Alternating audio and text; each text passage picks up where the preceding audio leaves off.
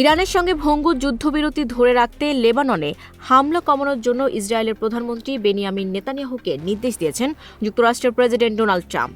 বুধবার টেলিফোনে দেয়া এই নির্দেশের বিষয়টি নিশ্চিত করেছেন জ্যেষ্ঠ মার্কিন কর্মকর্তারা।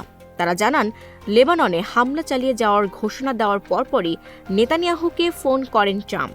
এর আগে মার্কিন ভাইস প্রেসিডেন্ট জেডি ভান্স বলেন, ইরানের সঙ্গে আলোচনার স্বার্থে লেবানন ইস্যুতে সংযত থাকার বিষয়ে সম্মত হয়েছে ইসরায়েল। যুক্তরাষ্ট্র ও ইরানের মধ্যে যুদ্ধবিরতি ঘোষণার পরও লেবাননে ব্যাপক হামলা চালায় ইসরায়েল। এতে 2 শতাধিক মানুষ নিহত এবং 1000-এর বেশি মানুষ আহত হন। এদিকে লেবাননের সঙ্গে সরাসরি আলোচনায় বসার সিদ্ধান্ত নিয়েছে ইসরায়েল। প্রধানমন্ত্রী নেতানিয়াহু মন্ত্রিসভাকে দ্রুত আলোচনায় বসার নির্দেশ দিয়েছেন। এক বিবৃতিতে তিনি জানান, লেবাননের অনুরোধের প্রেক্ষিতে এই সিদ্ধান্ত নেওয়া হয়েছে।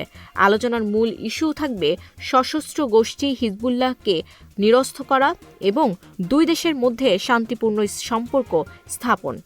অন্যদিকে বৈরুতকে নিরস্ত করার ঘোষণা দিয়েছেন লেবাননের প্রধানমন্ত্রী। সরকারি বাহিনী ছাড়াও অন্য কারো কাছে অস্ত্র না রাখার এই উদ্যোগকে স্বাগত জানিয়েছেন নেতানিয়াহু। বিশ্লেষকদের মতে, চলমান উত্তেজনার মধ্যেও এই সংলাপ উদ্যোগ মধ্যপ্রাচ্যে স্থিতিশীলতা ফেরাতে গুরুত্বপূর্ণ ভূমিকা রাখতে পারে। Desk report, news flash 71।